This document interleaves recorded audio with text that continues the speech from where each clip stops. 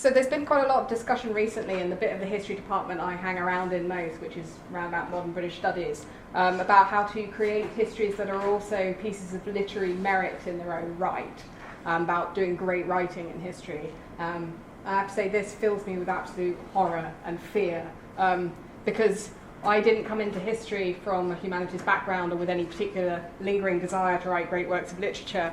I came into history because I knew that a career slowly pipetting tiny doses of assay or sorting out Drosophila flies with a camel hair brush was not going to be a very fulfilling career.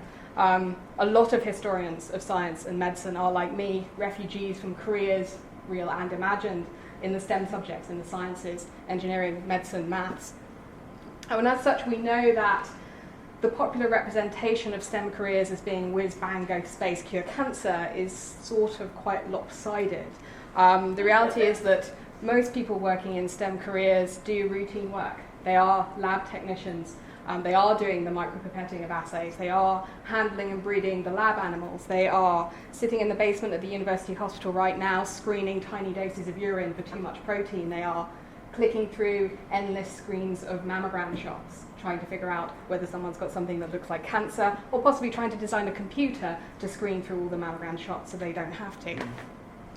So the subdisciplines of the history of medicine and the history and philosophy of science have got much better in the last sort of 20 to 30 years in recognizing and recovering those sorts of stories, of recognizing the roles of technicians, assistants, particularly family members, specifically often wives, in the doing and the practicing of science itself. In the public sphere, we're beginning to see a fairly strong reclamation of some of those roles. Particularly, I'm thinking about the understanding now that the original computers were, of course, people, and they were quite often women doing number crunching, doing the mathematics that made NASA and other organizations work. There is, however, a clear gendering of these tasks and a gendering of the way in which we talk about them. Naomi Oreskes, who you may recognize, she works quite a lot now on climate change denial, and the history of climate change science. But in some of her earlier work on the study of oceanography, she made this very good point about the way that we talk about drudgery when it comes to what women are doing and what men are doing. With women, it's drudgery, it's housework, it's grind, it's just another job they happen to be doing. For men, it's often reconstituted as being a struggle narrative. It's the long, dark days of the boring pipetting or the number crunching, the physical discomfort sometimes of doing the research that leads to the great discovery and the great finding. Now that struggle and that plod and the fight against boredom, the encounter with physical discomfort are also crucial parts too of exploration narratives. And they are sometimes deployed by exploration scientists to give weight and give meaning to the work that they do, and perhaps to offset a more effete, less macho, nerdy sort of scientist and a lab coat image that we might otherwise have of scientists.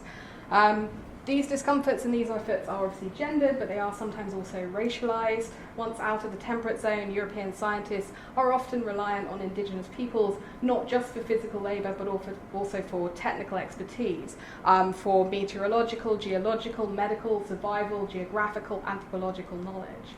And yet the Sherpa guide that carries the barometer plod to base camp and Everest is a laborer. The white European opens the box and takes the measurement with the instrument is the scientist. The woman that designed the box to get it there in the first place is a technician back in the UK. And so what? I'm suspecting you're not the sort of audience who is massively surprised to find that exploration can sometimes be quite macho, or that expeditions can be quite imperial, or that science is sometimes gendered male. And in fact, a lot of my research into the history of extreme physiology, of exploration and exploration science, is asking completely different questions about these sources. I'm interested in the philosophical justification for this work. This is science done in an area where it could be very difficult to fulfill the requirements for standardized scientific method. You don't get to control the environment you're in. It's very difficult to repeat an experiment if it's been done on the top of Everest. It's hard to get there to do it in the first place. So I'm interested in those sorts of questions. I'm interested in how internationalism in science intersects with the internationalism of doing this sort of expeditionary work across national boundaries with international groups. I'm interested in how civilian and military come together in these spaces. And I'm also interested in the ways in which a fairly small group of elite white men exclude other elite white men from being part of their expeditions for a range of different reasons that could include things like they're married, so they can't come, they're a vegetarian, so they can't come, or indeed that they still have their appendix, which makes them a risk in Antarctica. But in writing those sorts of stories, what I found is that I'm rubbing up the wrong way sometimes against some fairly standardized narratives about European scientific exploration and challenging some standardized explanations about why some expeditions succeed and others fail. They're often centered on exactly what sort of white man is doing this particular expedition. So the point of this talk, which I am getting to, is that I need to reconsider one particular much-loved identity for the explorer, and that's a particularly British one, of the gentleman amateur. But in the deconstruction of that mythology, what we're going to find is that some of those unheard voices, some of those hidden stories begin to start bubbling out from the story about the technicians, about wives, about local people, and so on. Nonetheless, this is still predominantly going to be a history of men. That is something I've done pretty much throughout my work. I remain fairly unapologetic about it as a focus for one pretty simple reason. This is the question I posed to my undergraduate medical students. None of the senior medics in this room need to answer this question, okay? You have to let everyone else try. Sorry, this is audience participation, I know you hate that, but it's tough. What's the name of the medical specialty that deals with the special diseases of women? Shout it out. Gynecology, excellent, or gynecology and obstetrics. What's the name of the medical specialty that deals with the special diseases of men?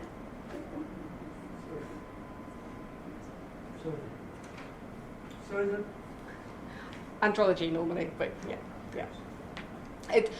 Say 10 years of asking medical students this question, not one of them have ever managed to get that imbalance. So the question is, why do we have an imbalance here? Why have we had a medical specialty on the special diseases of women for a good century and a half? For men, it's andrology, more developed in Germany, perhaps in the 1960s onwards, still not really recognized here as a specialty. Why is that disparity? The reason being that medical specialties began to appear in the 19th century at a period when the dominant biomedical understanding was that the standard human body was male, and that women were effectively a deviation, an alteration, an alternative form of human being, to the point where the fetus, the human fetus, was considered to start off as male and then become adapted to become female through the course of its development. And therefore, men's bodies, the adult male, was normal and had normal medicine. If you were not an adult male, you got special medicine. For the old, geriatrics; for the young, pediatrics; for the woman, gynecology or obs and gynae, and that's why. Now, I'm sure many of us have had similarly unbalanced experiences when we've asked students to write essays on gender and X. There's always one student in the cohort who interprets that as meaning women and X, because after all, only women have gender, men are normal, they don't have awkward things like genders and identities. I've excruciatingly experienced this writing sports history. Fundamentally, if you write about sports history and women in sports history, you're doing gender history whether you like it or not. You're expected to frame your story very much an understanding that has gender pretty much at its core. And therefore the stories you can tell, a bit like the stories of women in science, are about taboo, transgression, and eventually triumph over obstacles or boundaries. On the flip side, however, it is still perfectly possible to write sports history that is about men that has no masculinity in it whatsoever. And it might not necessarily be very good sports history, but you may well still win prizes for it. This means that your history can be about something normal. It can be about economics or politics or regional history, or it can be an empirical history. If it has identity in it, certainly for the British case, it's much more likely to be about class identity, regional or national identity, than it is about gender identity. And this disparity, again, is not limited to the content of the books. There is still an unnerving habit amongst sports historians and science historians to put women in their books on the cover as illustrative purposes. So just going to give an example here. This here is a book that has one chapter in it that's women and sport. The rest of it is about male bodies. And yet it is illustrated with a naked, non-white female body. There's nothing about race in the book either. I took a very different approach to objectification when I wrote my book on sports medicine, which was this. It was about white men that had a white man on the cover. I think it is therefore crucial that we don't assume that it is normal and natural for men's bodies to climb mountains, do science, die nobly in the Antarctic or anything else. We need to explain their presence as much as we need to explain the absence of women's bodies in the same spaces. So, if we're following the conventions of exploration writing, This is the long trek in. We've packed our saddlebags and our yaks, filled up our snowcats or whatever it is with all the intellectual baggage that we need. This is why I don't want to write literary history. This is why it's terrifying to me. This is a terrible metaphor. But we've packed all this stuff in, we've done the long trek in, and we are ready for the story itself. Most of that story is going to be based around here, which is Everest, given its Western name, 1856, after the Grand Surveyor of India, George Everest. We're going to take some detours to Antarctica. There is a logic to taking those two sites together, which is simply that there's a pretty vast exchange of personnel and technology between the two sites, certainly in the first half of the 20th century. The roll call of expedition members, certainly amongst the Europeans, throw up familiar name after familiar name. There's a great deal of technical and scientific exchange between the two locations, not just in terms of equipment, but also things like logistics, how you plan an expedition, and so on. While obviously these environments vary significantly, there are some sort of very core shared physiological and survival problems about altitude, about cold, about doing hard work in isolated places. Okay, so the image I'm going to start off with is the one that I hope is relatively familiar to you, which is the heroic age British explorer. This is the promotional image I picked for the talk. It's Edward Wilson, also known as Bill Wilson. This is obviously a romanticised promotional image, often used in biographies of him. I believe this is actually, because of the dog's centrality in this, I think this is probably the Discovery expedition, which is 1901 to 1904. But the plaque at the bottom, which you won't be able to read, reminds us that he died out with Scott at the South Pole in 1912. Photographs of expeditions are also promotional images. It's easier to see it perhaps with a painting, but we need to remember that it's also true for the photographs that we begin to see in the 20th century. Pre-digital photography, it's bulky, it's expensive, it has to also be very carefully designed so that it actually works in the environmental challenges of places like Antarctica or Everest. So while you increasingly get what you could consider to be more casual snapshots, many expensive and rare photographs effectively on these expeditions are taken for some specific purpose, often a promotional purpose. They might be scientific or geographical images of routes and avenues and ways up a mountain or places in Antarctica, but they are often also taken with half an eye to the production of a nice glossy exploration book at the end of it, the advance for which has probably been at least part of the funding for the expedition itself. Hence we end up with sort of images like these, all from the Royal Geographical Society. Again, if they're not familiar in their specificness, they are familiar in their sort of generality. You've seen photographs like this before. This is probably what you imagine when you think of early 20th century British explorers. We recognise this romanticised image of the tweed-clad, gentlemanly amateur British climber, the sort of person who goes up a mountain just because it's there, who does it, who thinks using oxygen to do it is cheating, who insists on having a tea party at base camp, that sort of thing.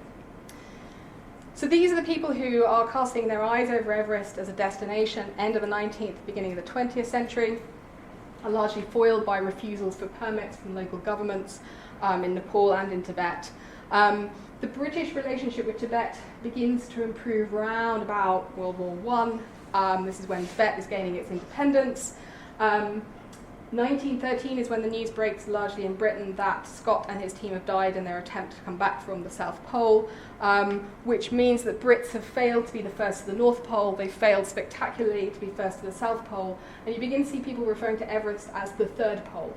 The idea that this is a last chance sort of exploratory first for a fading imperial nation. Consequently, a series of expeditions take place in the 1920s, 30s and 50s. They're funded largely by the Alpine Club, the Royal Geographical Society, organisations like that.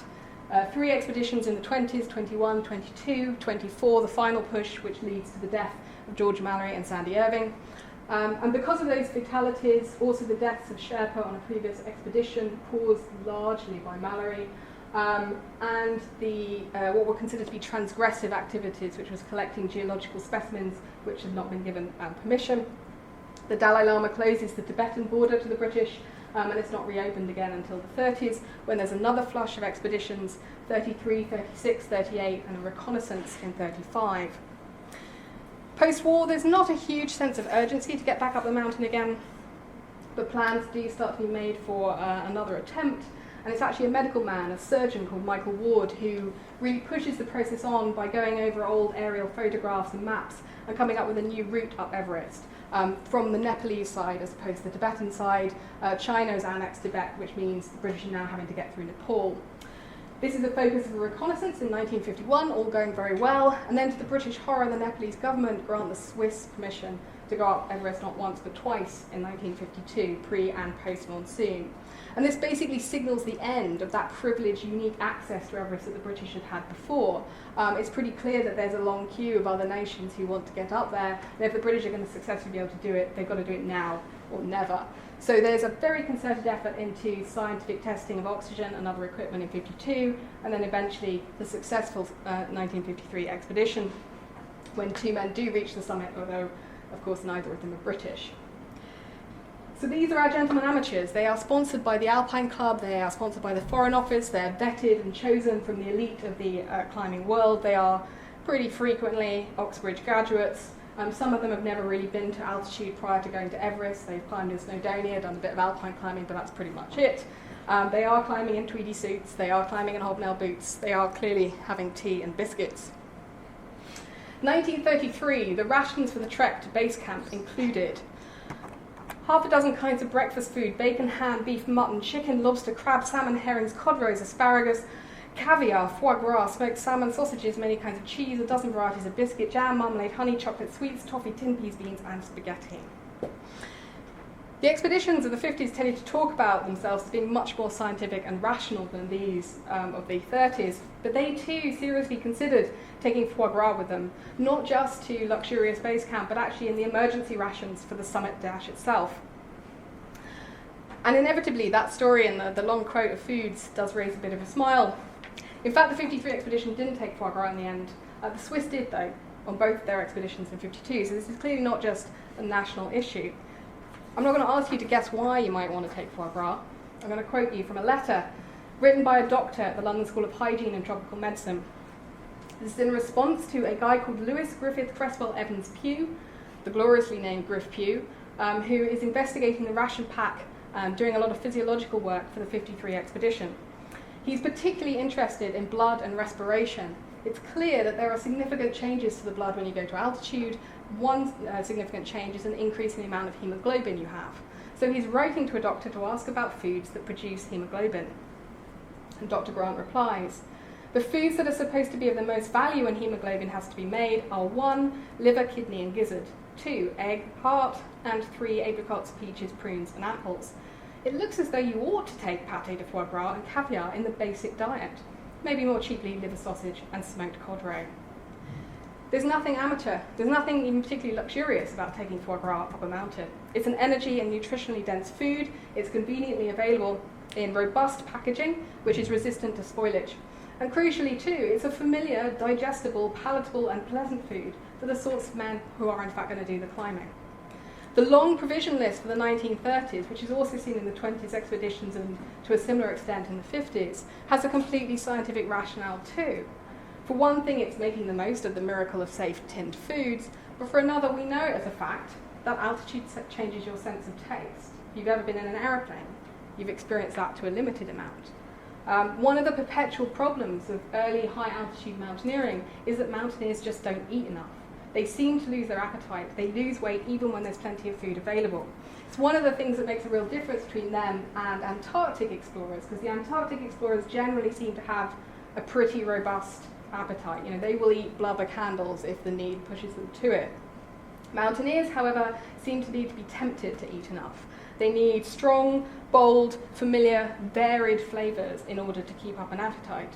And in particular, the trek in at this point could take an extremely long time. You cannot afford for your mountaineers to become pre-bored of the food that they're going to eat before they've even managed to make it to the serious part of the mountain itself. At least one significant British explorer, again, somebody who pioneered oxygen therapy, use of oxygen on the mountain, had died of dysentery on the way out during one of the 1920s expeditions. So relying on local food and local water was not a particularly popular option. And unlike polar expeditions, you have far fewer restrictions on the sheer amount of stuff you can take with you, at least to base camp. So it's possible to take luxurious ranges of stuff to make sure your mountaineers eat enough to get up the mountain in the first place. And yet, I'm going to quote from an article by Paul Gilchrist, who's published quite widely on masculinity and mountaineering. The first 7 expeditions to the mountain between 21 and 38 were symbolically and culturally British affairs. The climbing parties were largely composed of men of the upper middle classes, which is true, a veritable gentleman's club, fitted out with niceties of such an institution. In 1924, for instance, the climbers softened the hardships of the uncompromising high-altitude environment by taking with them 60 tins of quail and foie gras, vintage Montebello champagne, together with bow ties, umbrellas, bowler hats, which completed their image as Englishmen abroad. Now, I should say, I've not found any references to bowler hats or bow ties in any of the shipping manifests for the 20s and 30s expeditions. It doesn't mean that they didn't take them. The climbers themselves took some of their own stuff, some of their own clothes. They certainly had the gear to pose for traditional Englishman photographs, which were indeed taken, but I think it's also worth pointing out that they were all expected to attend formal events in Kathmandu and elsewhere, so they also had to take formal dress with them for those purposes. Champagne, just for reference, at this point is still being used by marathon runners and endurance runners as a tonic. It was regarded as a form of medical treatment in the same way that you might also take brandy. It's not hugely unusual to have it with you. The expeditions definitely took umbrellas. Even umbrellas, however, turn out not to be quite what they seem, or rather turn out to be exactly what they seem. The 53 expedition took umbrellas, and a photograph of some of the explorers with them led someone to write to the Royal Geographical Society to say, why on earth did you all take typical black umbrellas out with you to climb Mount Everest? And the answer was, we carried umbrellas on the march in from Kathmandu instead of sunshades, and on the march out to keep the rain off. The monsoon was beginning. It is as pleasant to be dry in Nepal as it is in England. So sometimes an umbrella is just an umbrella. There is no doubt that these were men who had to keep up a certain appearance.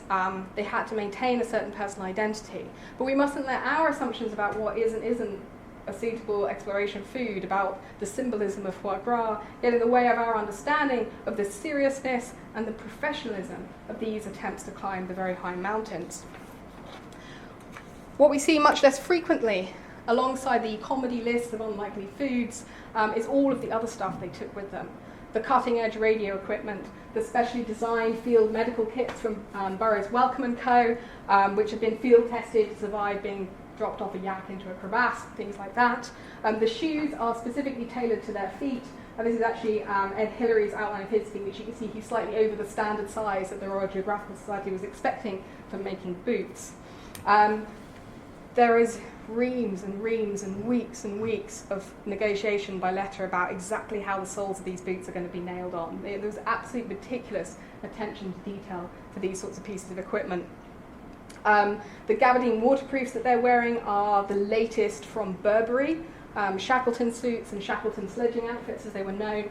This is an adventure clothing material that has been meticulously tested. When George Mallory's body was rediscovered in 1999, some samples of his clothes were taken and sent back to the UK, and 2 or 3 local materials science labs, one in Leeds, tested or recreated the clothing he was wearing, tested it, compared it to the weather on Everest in 1924, and declared that he was fully protected against the environment. The 20s clothing was perfectly adequate for getting to the summit of Everest in terms of keeping you warm and dry. Most of these men had at some point had their blood taken. They'd had their lung capacity measured for the purpose of improving the physiological support that could be given to them in terms of the medical box, but also the oxygen systems that were being produced. So, however committed these men were to amateur ideals or to their gentlemanly behaviour and identity, not one single climber went to Everest wearing their second best boots. Every team meant to succeed. Every team leveraged every advantage they had, social, financial, physical, scientific, everything they had at their disposal to get this right. With one exception. These are, of course, the official expeditions. There's also an unofficial one, 1933-4, consists of one man called Maurice Wilson and the Sherpa that he manages to hire while he's out there. I'm not going to do the detail of his story, it's a bit complicated because he doesn't have permission to go out to Everest, so he's having to kind of get out there secretly. Not that secret, he has an aeroplane, he flies, but it's things like he lands at one airport and they say, no, you've got no permission, you can only refuel if you promise to go home, and he goes, cross my heart, I promise to go home, and they refuel him and he flies off to wherever he wants to go. When he finally gets closer to Everest, he tries disguising himself as a Buddhist monk, realising then that he can't speak any of the local languages, so he has to pretend to be deaf and dumb anytime anyone talks to him, that sort of story. Wilson has no ice climbing experience. He believed that world peace could be brought about by fasting and religious devotion. It seems that his plan was to climb Everest, possibly powered by the inner strength that was brought to him by not eating. He dies, rather obviously, in the attempt, and his body and diary are discovered during the official 1935 expedition. And the reason I mention him really is that part of his naivety may have been encouraged by the way in which the 1920s expedition was reported, much more as jolly daring do by brave men than it was a high-tech, deeply prepared expert expedition. The moral of this story, obviously, is that false news costs lives. Disdaining experts costs lives. This is not to say that there's no argument over the tech. Because the tech was so important, there were huge debates. People with experience faced off against those who were doing the work mostly in the lab or in theory. People with alpine experience faced off against those with Arctic experience, like which of those is more relevant if you're going up Everest. And one of the really big areas of debate was over the use of supplemental oxygen. Okay, so a tiny bit of science. So Everest is very high up. There's less physical atmosphere above you at the summit of Everest than there is if you're at sea level. So if you stand on top of the mountain, there's less atmosphere pushing down on you. Now, when you put pressure on a gas like atmospheric oxygen, you compress it, and when you relieve that pressure, you release it, it expands. So as you go up the mountain, the air becomes less and less dense, and that basically means because there's less atmospheric pressure, every breath you take at altitude, simply put, has fewer oxygen molecules in it. By the 1920s, a fairly hard-fought scientific battle has led to the general consensus that altitude sickness and the fatigue you experience while climbing to high altitude is due to specifically the lack of oxygen, and the obvious solution, therefore, is take some of your own oxygen with you to supplement and to prepare for this problem. That turns out to be a hugely challenging technical problem. It really isn't solved super effectively until the 1950s. It's one of the major reasons for the failures of the earlier expeditions. Oxygen systems can be very heavy, so they have to work really effectively, because not only do they have to compensate for the altitude, but they also have to compensate for all the extra work you're having to do carrying the system itself. They have a tendency to freeze up, the valves not to work, the masks to be uncomfortable, the flow rate of the oxygen not to be enough. They're a really challenging technical feat. And this is really the breakthrough that Griff Pugh and others managed to do in the 50s that made 53 such a success, a functional high-altitude oxygen system. But what Griff Pugh and also Mike Ward said about the earlier expeditions was one that set the tone, I think, for historians writing subsequently.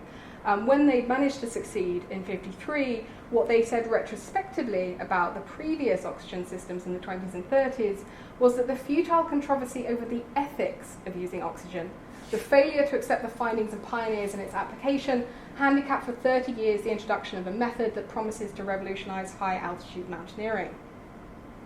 That's debatably not true, but it sets the tone for the writing that came afterwards. The narrative is set that it's ethics, it's gentlemanly sporting attitudes that resist oxygen because it's cheating, and this amateur gentlemanly rejection of science and technology is what retards British success and fails to get up the mountain. I mean, to counter that are the fairly obvious photographs of Mallory and Irving in 1924 on Everest wearing the gas canisters. They were persuaded, finally it actually worked. Having actually made some really important on-site adjustments to them, I think particularly to make the valves more functional when you're wearing gloves, easier to turn. And both of these men, who are the darlings of the amateur climbing world, both of them climbed to their deaths wearing these pieces of equipment and this technical assistance. There is a debate about oxygen, but by and large it doesn't pit gentlemanly amateurs against scientific rationalists. What it generally pits is men of experience against armchair mathematicians. I'm not going to go too much into the detail of this. It is pretty fantastically nerdy stuff about standard atmospheres and how barometric chambers work and things like this. I find it fascinating, but it does tend to make some audiences gloss over slightly. So I'm just going to pre-warn you that the deadly quote you need to look out for is this one about rotters. It comes from A.R. Hinks, a Cambridge astronomer, member of the Royal Geographical Society. He's writing to the Alpine Club in 1922. You will sometimes see this used as titles of articles, of book chapters and things like this, quotes from this section. If you see it presented without context, be really wary of the content that follows. It's usually mobilised to suggest basically that if people using oxygen on Everest are rotters, they're cheats, this is the British amateur attitude, this is the terrible thing that made everything go wrong. This is not what's happening at all. Firstly, the heights here are, you need to be aware that that's 7,600 metres is significantly below the summit of Everest. This is a height to which human beings had quite easily got before and managed to climb. We all know that human beings can adapt and survive at this altitude. And secondly, what this is a critique of an armchair, as they call it, scientist George Dreyer. Dreyer's crunched the numbers, effectively got something wrong, and he's come up with this idea that about 7,600 metres is the limit for human survival and that you must use oxygen above this. We know this not to be true. The reason Dreyer is saying this is largely because he works with aeroplanes and barometric chambers, and it's not allowing for human acclimatization, which is what happens if you climb very slowly up a mountain like Everest. So basically, lab experience doesn't always map onto real-world experience. That's the debate that's happening here. It's nothing to do with sportsmanship. There is a preference for climbing the mountain without oxygen if it's physically possible. There's definitely a sense that if you can do it without oxygen, that should be the goal. A lot of the early expeditions had 2 summit attempts, one without oxygen and one with oxygen. The reason there is that the logic is that if we do it with oxygen and it's possible without, all that will happen is that some other country will come along after us and then do it without oxygen. We want the full stop. We want to climb Everest, all the possible ways it's possible to climb Everest, and this is going to be a British success and no one else is going to take it from us. That's generally how the teams are setting themselves up. There is quite a lot of chafing in the records about having to do boring things like try on masks and do oxygen drills and all sorts of things like this. A lot of the mountaineers rightly object when the equipment doesn't work. They complain about the stuff that doesn't function. They won't use it if they think it's dangerous to them, if it slows them down, or if it freezes up, if it can't be used. But these are all practical objections. These are not ideological objections to oxygen itself. The teams found all sorts of other artificial assistance perfectly acceptable. Rather a lot's been made recently of the use of amphetamines, particularly forced march tablets by Scott's team and others in Antarctica. I think we should balance that with the fact that pretty much every European attempt at the high Himalaya has been kitted out with a variety of interesting stimulants, mostly cocaine and amphetamines. In the archives of the 1920s expeditions, there's actually a note saying that Mallory himself has written to the expedition leader to say that young Haldane, that's JBS Haldane for those that know they're chemists, young Haldane professes to be able to recommend a stimulant similar to caffeine and cola, but better and innocuous. I'll get in touch with him about it. What is happening here is that different stories about exploration, about the personal qualities that make someone a great explorer or scientist, get overlaid onto one another. The self-representation of the 20s and 30s probably did emphasise the daring do at the expense of the dull, plod, but essential scientific work. The participants are largely the elite young men of empire, and certainly their deaths have to be framed in such a way that they don't ring hollow or they don't ring pointless, but are seen as noble and fearless and with purpose. We then have the 1950s expeditions and how they talk about the failed expeditions of the 20s and 30s, and these do characterise them as being of the past. Those 20s and 30s people, they were far closer to the Victorians than we, the modern scientific men of the 50s, are now. We are the smart modern men of the new century. The timing of Everest obviously coincides with the start of a new Elizabethan era in the UK. There's been a significant increase in governments funding scientific projects, big science like the Atom Project, but also in the UK, projects like the NHS. We are in the decade for the 50s expeditions where C.P. Snow will eventually deliver his infamous lecture on the two cultures, a critique of the lack of science and the persistence of liberal values and also of the study of the humanities in the corridors of power amongst civil servants and others. So here perhaps is an opportunity for the scientific go-getters of the 50s to take the robust masculinity of a Commonwealth citizen who finally gets up Everest and temper it with British military logistics that plan the expedition and with high-tech scientific advice that finally succeeded where the old generations had failed. Over that interpretation, we then have what the historians have written, the stories they've chosen to tell about these events. The tendency of reinventing exploration stories is probably more obvious in the dash for the pole than it is for Everest. I suspect the reason for that is that there's a much more obvious national rivalry going on in Antarctica. Apart from the Swiss, Everest is mostly a British affair until it's successfully climbed. But with the South Pole, I mean, you can pick your interpretation and eat it, frankly. I mean, we have Scott failed because He was an amateur gentleman, and he prioritised the graft and the physicality of man-hauling rather than being like Amundsen, who cheated and relied on a technical advantage, i.e. dog sleds. We can have Scott failing because he didn't single-mindedly just go for the sporting goal, but he also did science along the way, collecting rocks and penguin eggs. That's either a good thing or a terrible thing, an example again of why British male elite gentlemanly amateurism is a terrible thing for British progress. We can have Scott failing because, as a true Brit, he loves dogs and couldn't possibly bring himself to a plan that involved eating them on the way back, unlike, again, the terrible foreigner who managed to get to the South Pole first, etc., etc., etc., etc. There are plenty of other explanations. As is so often the case, the explanations tell you a lot more perhaps about the historians than they do about Scott himself. And the reclamation of Scott's scientific work as part of that explanation came about around about the 1980s. It's had a boost in the 90s and again now. But with Everest, the reclamation of the scientific work really doesn't happen until 2013, which is when Griff Pugh's daughter, Harriet, publishes this meticulously researched biography of her dad's work, not just his Everest work, but focusing on that. The lack of an Everest as a scientific triumph narrative is a little bit puzzling, given the men of the 50s were quite keen to frame it that way. But the amateur Tweedy climber eating foie gras is still such a tempting target for popular history. And it's very easy, as I pointed out, to miss the science that's going on because of our prejudices about what is scientific nutrition, what is a rational way of climbing a mountain. The other reason it took us a long time to get the scientific interpretation of 53 is much more individual and specific. And it's to do with the downplaying of Griff Pugh's role. He seems to have been one of those people who you either got on with or you massively didn't get on with. There were certainly a lot of people who deeply disliked and resented him. He goes on to collaborate with Hillary 2 more times in a trans-Antarctic Commonwealth crossing at the end of the 50s during the IGY, and then on the Silver Hut expedition in 1960 to 61, which is the seminal altitude physiology field study for the 20th century. So many of the papers we currently see relate back to the work done in this hut. The relationship between the two men is clearly always difficult. Hillary, perhaps not so keen on always giving the credit in expeditions, particularly for things like the scientific support which he received, the use of oxygen, and climbing.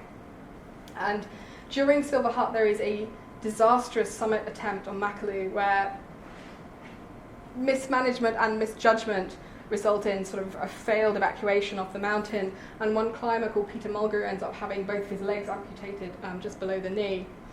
It's pretty clear from the archive materials relating to all 3 of these expeditions, but particularly the last one, Silver Hut, that the popular accounts written by Hillary contain, what should we charitably call them, alternative facts. Griff Pugh never wrote his side of the story in a popular venue, and I suspect it's the lopsidedness, the disparity of these 2 accounts, of the absence of one account and the presence of another account that had a very strong line that it wanted to tell, which included disparaging the scientific work that was being done. And that is why it's taken us a long time to reclaim Everest as a scientific achievement. And I'm making heavy weather of this because sometimes it is about social attitudes, sometimes these representations are about what will sell newspaper stories, what will persuade funders, but sometimes it is about individuals. It is about a single, strong-willed, influential individual who is able to push and maintain a certain interpretation, particularly in this case, one that's not necessarily a gentlemanly amateur, but one which is a very macho, physically embodied and understood exploration identity. I also make heavy weather of this a bit because I want an excuse to bring in Peter Mulgrew, because I think he's a neat segue into thinking more about the stories that we're not telling about this exploration, and in particular about women's stories. So Peter Mulgrew is a New Zealand climber rather. He went on the trans-Antarctic trip across Antarctica with Hillary, often as a radio operator, as he's pictured here. And then he becomes a climber in the Silver Hut expedition, which is where not only does he suffer a serious amputation, but also for a while becomes addicted to painkillers. So these are men whose lives are filled with disaster and distress. For example, in 1975, Hillary loses his first wife and daughter in a light airplane crash as they fly out to the Himalaya to meet him. A couple of years later, 1979, he offers Mulgrew, post-amputation, an opportunity to earn some money. Hillary's been asked to go on a tour flight around Antarctica with fee-paying people, passengers, so he can give like a running commentary to them as they fly over various important sites. He has a diary clash, and so he asked Mulgrew to take his place instead. Air New Zealand Flight 901 crashes into an Antarctic mountain on the 28th of November 1979, and it leaves no survivors, one of the most serious disasters in Air New Zealand's history. 10 years after that, Edmund Hillary marries Mulgrew's widow. So some of these stories are really hard to resist. You want to include them, and I know why historians want to put them in their books and their articles. But even within these stories are myths. They are stereotypes that explorers themselves use. And particularly, they are stereotypes that represent women and families as hostages to fortune, as risks, as distractions, as stuff you don't really want, baggage you don't really want to be taking with you. Large-scale, particularly state-sponsored expeditions, where they're scientifically focused or not, to the high Himalaya and to Antarctica from Europe and North America are almost exclusively male affairs right the way through to the very dying decades of the 20th century. And this is both deliberate and accidental. To climb Everest, you need the permissions, you need the visa, you need the experience, you need the support of the Foreign Office, you need the money. That is all very hard to come by if you're a man. It's one of the reasons why it remains a venue mostly for a certain social class of man. If you're a woman, it is pretty much impossible. That is if you're a European or North American woman. Russia and China managed to get access to the mountain shortly after the Second World War, and they were pretty quick at getting women into pretty much the first exploration parties on the mountain itself. So this is a European and North American woman's problem, not necessarily a Russian or a Chinese woman's problem. In Antarctica, the absence of women was pretty much a policy. The US Congress only lifted in 1969 its official ban on women in Antarctica. American naval support was so important to people who wanted to get out there and also to stay in the bases there that it pretty much effectively worked as a bar for women from any country. There are some exceptions. Certainly, much earlier in the time period, there are some accounts of the wives and family members of whalers who perhaps had set foot on the continent itself. There are a couple of Soviet Union women who managed, I think in the 40s, to make it quite close in a ship, so they're doing oceanography. There are 2 Pan Am air stewardesses who go on a flight to Antarctica, and they get off, and so for about an hour they walk around on the continent. They're pretty much the first first women to set foot there as far as we know. And then extraordinarily, an American geologist, Dawn Rodley, managed to get permission to go on an expedition as part of the IGY. And when I say permission, I mean she had to get permission from all the male members of the expeditionary team, and then she had to get permission from all of their wives before she was going to be allowed to go.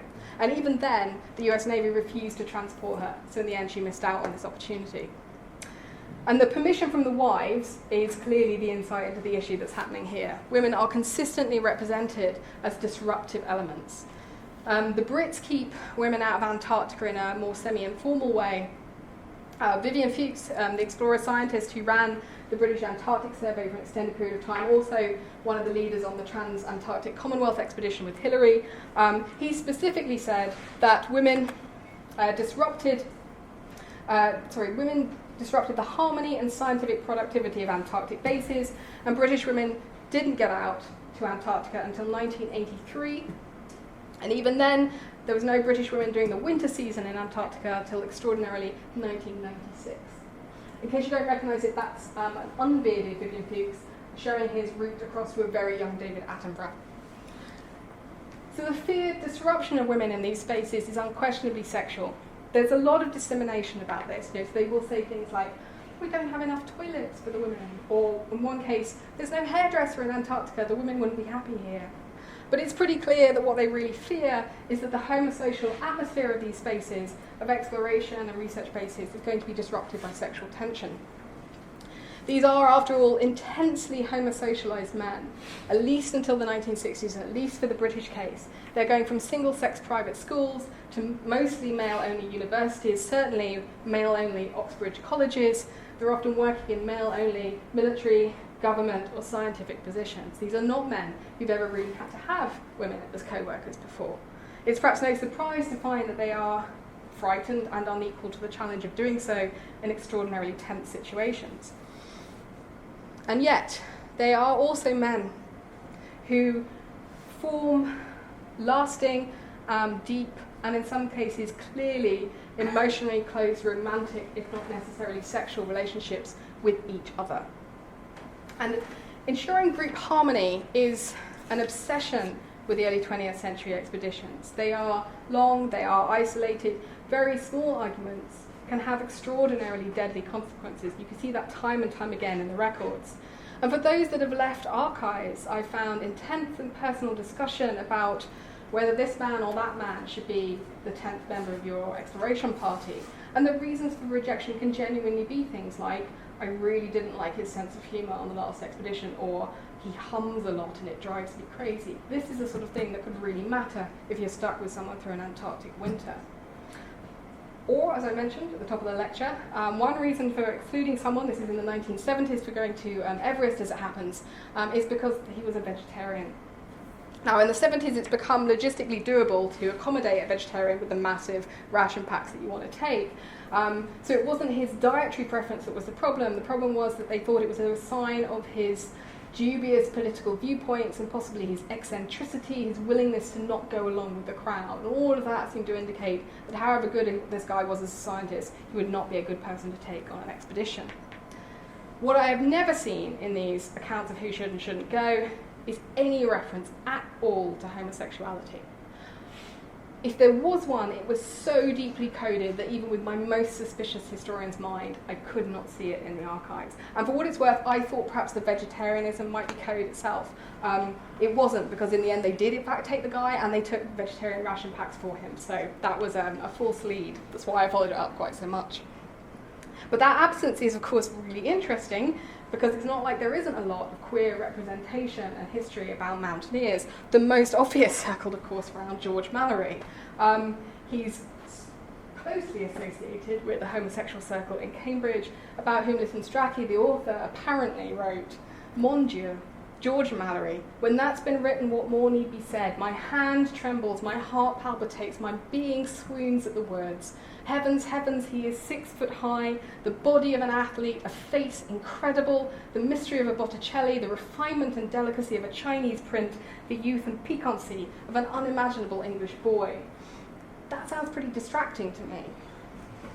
There is, of course, something else going on here too. Even here, we have a story layered over another story that's hiding something else that's going on. One of the most widely used images of Mallory is this one here. If you Google image him, this is the one that comes up most frequently. It's the one on his wiki page. It's the one that's been used for quite a few book covers. What's extraordinary about this is that it is a promotional image. Just like that romantic painting of Dr. Wilson, this is here to tell us a very specific story. And the very specific story is one that leaves women out of it, because this picture is a crop job. That's his wife, Ruth Mallory. She has been literally cut out of this picture.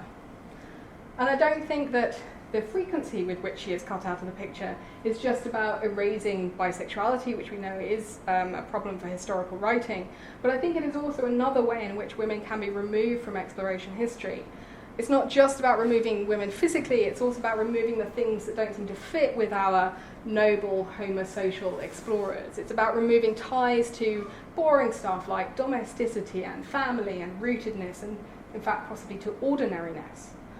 Perhaps it's a way to remove drudgery, or at least to, of course, certain types of drudgery. Dragging a sled full of rocks across the Antarctic desert, plod, plod, plod, day after day, suffering the hardships, that is masculine drudgery, it is perfectly fine. Other forms of drudgery are not. And it is in the other forms of drudgery that we begin really to find the women. As part of the hundreds of scientific studies that happened in the Antarctic at the end of the 50s, was one into temperature stress and the adaptation to cold. It's led by A.F. Rogers, who's the doctor to Begin Fuchs' team going across the Antarctic. The principle here is really simple. You have men who are engaged in an expedition across the Antarctic, fill out record cards stating what they were wearing, what the weather was like, any other related information, in this case sleep charts. You crunch the data, and basically you see if men who've just arrived in Antarctica wear more clothes than men who've been here for 15 months. Do you adapt to the cold? That's the question they're asking. This research is done between 1957 and 1958, and then it took 13 years for it eventually to be written up and published. Why? Simple? Because it's not simple. This is an example of the cards that have been written up here. The stats here are brutal. Data is gathered for 12 men every single day, sometimes multiple times a day, for 15 months. All the regions of the body are collected differently, so you might have 3 layers on your hands and 2 on your torso and 4 on your feet. You've got to figure that out. It's correlated to weather, wellness, what work you've done, your sleep records, subjective sensations, and so on. 3 male statisticians, all of them academics as far as I could tell, offered to deal with this data. All 3 of them give up within the first year of trying to crunch these numbers. They can't do it. And it's not until 1968, when Rogers gets a grant from the US Air Force to deal with this problem, that he manages to hire a computer. That is, to hire a full-time statistician to work on these numbers. And the report eventually is published in 1971.